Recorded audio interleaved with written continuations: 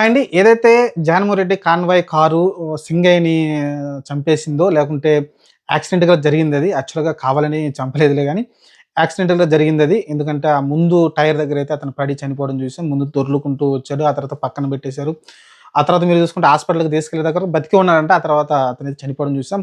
కానీ ఇక్కడ మనం గుర్తుంచుకోవాల్సిందేంటంటే, మానవతా దృక్పథంలో కొంచెం జగన్‌మోహన్ రెడ్డి అది లోపించింది. ఎందుకంటే కారు డ్రైవరు ఆ పడ్డ వ్యక్తిని ఖచ్చితంగా చూసుంటాడు. ఆ కారు కింద పడి చనిపోయేటప్పుడు అదే కారు కింద పడ్డప్పుడు చూసుంటారు ఫ్రంట్ టైర్ దగ్గర.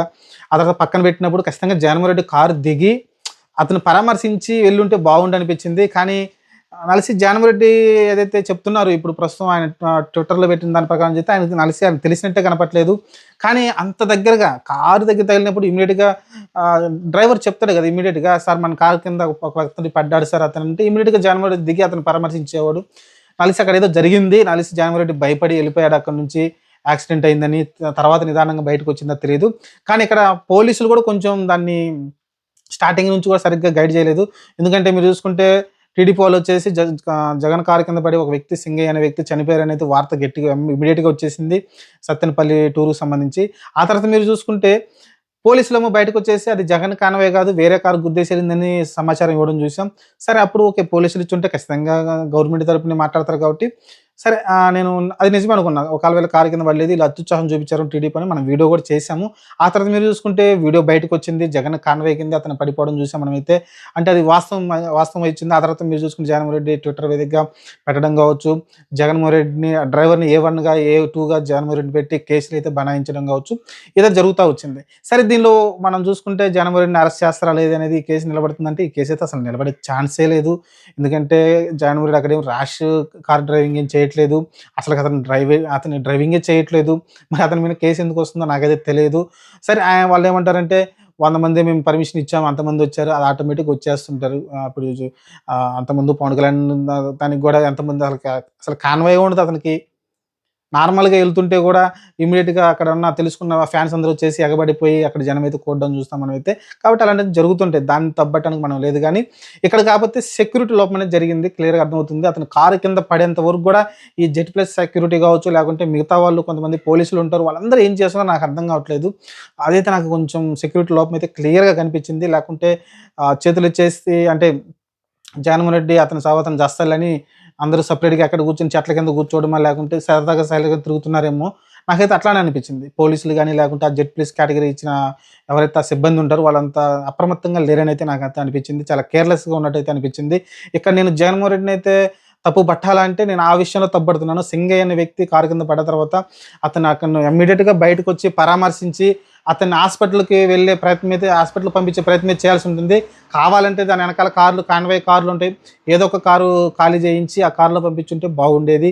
అతన్ని తర్వాత పరామర్శించి అయన్నీ చేసుంటే బాగుండేది. కానీ అలాంటిదేం చేయలేదు. అతన్ని ఒక రోడ్డు పక్కన వదిలేసి వెళ్ళిపోయినట్టుగా అయితే కనబడతా ఉంది.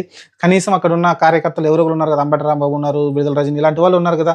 దాన్ని కోఆర్డినేషన్ చేయమని చెప్పుంటే బాగుండేది. అది కూడా చేయలేదు. ఇక్కడైతే నాకు తెలిసి జగన్‌మోహన్ రెడ్డి కొంచెం తప్పు చేశాడనిపించింది.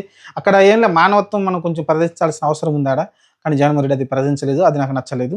ఇంకపోతే కూటమి ఏదైతే చంద్రబాబు నాయుడు గారైతే ఇమ్మీడియేట్‌గా అయితే యాక్చువల్‌గా దాన్ని ఎక్కడో చోట చూసి జైల్‌లో పెట్టాలని ప్రయత్నిస్తా ఉంటారు. కానీ దీనికి జగన్‌మోహన్ రెడ్డికి సంబంధం లేదండి.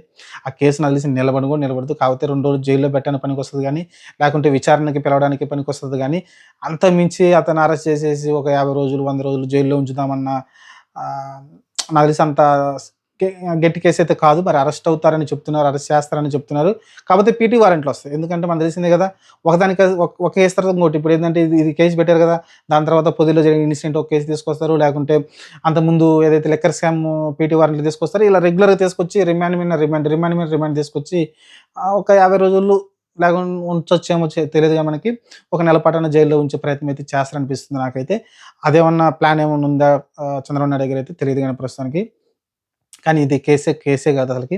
ఎందుకంటే ఆ డ్రైవరు గవర్నమెంట్ ఉద్యోగి, ఒక కానిస్టేబుల్ ఎందుకంటే ఎవరైతే జెడ్ ప్లస్ కేటగరీ ఇస్తారో ఆ డ్రైవర్ అనేది గవర్నమెంట్ తరపున ఇస్తారు. అది గవర్నమెంట్ తరపున వచ్చిన డ్రైవరు, అలానే గవర్నమెంట్ ఇచ్చిన సెక్యూరిటీ వాళ్ళే అక్కడ తప్పు చేశారు. జగన్‌మోహన్ రెడ్డిని కాపాడుకోవాల్సిన బాధ్యత ఆ సెక్యూరిటీకుంది. కానీ వాళ్ళక్కడ అశ్రద్ధ వల్ల తీసేస్తే జాబ్‌లో నుంచి తీసేయాల్సింది ఆ డ్రైవర్‌ని వాళ్ళని తప్ప జగన్మోహన్ రెడ్డికి ఎలాంటిది సంబంధం లేదు. కాపోతే జనాలు ఎక్కువొచ్చారు. మేము పర్మిషన్ ఇచ్చింది 100 మందికి. అట్టనేది అది ఇంగ అట్టనుకుంటే అలిసి ఇంక నుంచి ఇంక పవన్ కళ్యాణ్ అసలు మీటింగ్‌లు పెట్టడానికే ఉండదు. ఆయన జస్ట్ అట్లా నుంచుంటేనే వేల మందొచ్చి నుంచుంటారు కాబట్టి జనం ఇప్పుడు మీటింగ్‌లు ఏమని కండక్ట్ జేస్తారు. కాబట్టి అది తప్పు. సరే వీళ్ళు చెప్పేదేందంటే అంతకుముందు మాకు గూడా ఆంక్షలు పెట్టావు గదా! అంటారు.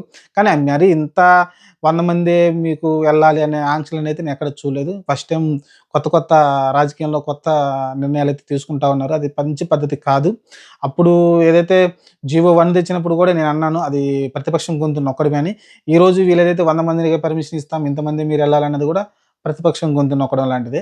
మరి ఆ రోజు మీరంత గొంతు చించుకొని అరిచారు గదా! పవన్ కళ్యాణ్ గారు, లోకేష్ గారు, చంద్రనాయుడు గారు. మరి ఈరోజు ఆయన గూడా ఎళ్ళిందేంది ఒక రైతుల గురించి ఎళ్తున్నాడు. లేకుంటే వాళ్ళకి సంబంధించిన కార్యకర్తలు ఎవరైనా చనిపోతే దాన్ని పరామర్శించడానికి ఎళ్తున్నప్పుడు అది ఆయన హక్కు. ప్రతిపక్ష నేతగా ప్రజల సమస్యలని చెప్పడము, లేకుంటే ఆయన కార్యకర్తలని పరామర్శించడం అనేది ఆయన హక్కు కాబట్టి, దాన్ని మనం సెక్యూరిటీ కల్పించాల్సిన బాధ్యత అయితే గవర్నమెంట్ తరపున ఉంటుంది. అది కొంచెం చూస్తే బావుంటుంది. ఎందుకంటే సామాన్య ప్రజలు చూస్తా ఉన్నారు ఎవరేం చేసేదేంటనేది. ఆ రోజు లోకేష్‌కి పర్మిషన్ ఇవ్వకుండా మైకులు సౌండ్ తగ్గించండి, లేకుంటే గల్లీలో పెట్టకూడదన్నప్పుడు గూడా సుప్రీం కోర్ట్ గూడా ముటిక్కాయలేసింది గవర్నమెంట్‌కి ఆ రోజు జగన్ గవర్నమెంట్‌కి. ఈరోజు మీరు చేసే పనులు గూడా మళ్ళీ రేపొద్దున ఏదైనా కేసులు పెడితే మీకు గూడా ముట్టక్కాయలు పడతాయి కాబట్టి ప్రతిపక్ష గొంతునకూడదు. ఈ కేసులో జగన్మోహన్ రెడ్డి మానవతా దృక్పథం చూస్తేనేమో అక్కడ జగన్మోహన్ రెడ్డి అక్కడ ఆగి అతన్ని పరామర్శించి ఎళ్ళుంటే బాగుండనిపించింది. లేకుంటే ఆహ్, అక్కడ పక్కన ఉన్న నాయకులు అక్కడ వచ్చారు కాబట్టి అంబటి రాంబాబు, విడుదల రజని లాంటి వాళ్ళు వచ్చారు కాబట్టి వాళ్ళకి దాన్ని చూడమని చెప్పి వెళ్ళిపోయుంటే బాగుండేది. అక్కడిదాకా అంబటి రాంబాబు, విడుదల రజని ఎవరో ఒక హాస్పిటల్ దాకా ఎళ్లి అతన్ని పరామర్శించి అతని డెత్ అయిన తర్వాత అతని దగ్గరుండి అన్నీ క్లియర్ చేసుంటే బాగుండనిపించింది. సరే దాని తర్వాత ఏదో 10,00,000 దాకా ప్రకటించారు. వైసీపీ తరపునైతే మాకు చెప్పారు. ఆయన జగన్మోహన్ రెడ్డి గారు ట్విట్టర్ వేదికగా చెప్పారు. చూద్దాం మరి. ప్రస్తుతానికైతే జగన్మోహన్ రెడ్డిని అరెస్ట్ చేస్తారా? చేయరా? అనేదైతే చాలా సస్పెన్స్ నెలకొంది. అలానే ఆయన కారు గూడా తీసుకెళ్లారు. ఆయన ఎక్కడైతే ఆయన ఉన్నాడో విజయవాడ దగ్గర అక్కడి నుంచైతే కారు తీసుకెళ్ళి నల్లబడ అనుకుంటా. నల్లబడ పోలీస్ స్టేషన్ తీసుకెళ్ళి అది చూస్తున్నారు ఆ కార్‌ని. మరి చూడాలి. యాక్చువల్‌గా అది సొంత కారు. యాక్చువల్‌గా గవర్నమెంటే ఇవ్వాలి బుల్లెట్ ప్రూఫ్ కార్‌లయితే. కానీ ఆయన సొంతంగా చేయించుకున్నాడు. అంత నాణ్యత లేదని గవర్నమెంట్ ఇచ్చింది అంత నాణ్యత లేదని తను సొంతంగా అయితే కారైతే చేయించుకున్నాడు. ఆ కార్‌లోనే అతనెళ్ళాడు. కానీ డ్రైవర్ వచ్చేసి గవర్నమెంట్ ఉద్యోగి. ఇది మనం గమనించుకోవాల్సింది. సింగయ్య చనిపోవడం అనేది అన్‌ఫార్చునేట్‌లీ అసలు ఆ కారు కింద పడేదాకా అసలకి ఏం జరిగిందనేది మనకైతే క్లారిటీ లేదు. అక్కడ వీడియో కూడా పూర్తిగా వీడియో రావట్ల. అసలకి ఆ సింగయ్య కారు కిందకి ఎలా వచ్చాడు? ఎట్లా పడిపోయిండు? ఆ తర్వాత తీసి పక్కన పెట్టినప్పుడు జగన్మోహన్ రెడ్డికి తెలిసిందా? తెలియలేదా? అనేది వీడియోలు పూర్తిగా ఉంటే మనం కన్‌క్లూజన్‌కి వచ్చే అవకాశం అయితే కనిపించేది. అప్పుడు జగన్మోహన్ రెడ్డి తప్పు చేశాడా? లేకుంటే తెలిసితే ఎళ్ళిపోయాడా? తెలియకుండా ఎళ్ళిపోయాడా? తెలిస్తే ఎందుకు ఆగలేదు? తెలిసి ఒకవేళ అతను పడిపోయి కారు కింద పడి దెబ్బలు తగిలినయి తెలిసినా సరే జగన్మోహన్ రెడ్డి అక్కడి నుంచి వెళ్ళిపోయాడంటే మటుకు జగన్మోహన్ రెడ్డిదే తప్పే అవుద్ది. మరి చూద్దాం ఏం జరగబోద్దో. ప్రస్తుతానికైతే జగన్మోహన్ రెడ్డిని అరెస్ట్ చేస్తారా లేదనేది మీరైతే కామెంట్లు పెట్టండి. నాకు తెలిసి జగన్మోహన్ రెడ్డిని అరెస్ట్ చేస్తే ఖచ్చితంగా మైలేజ్ పెరుగుతుంది. దానిలో సందేహమే లేదు.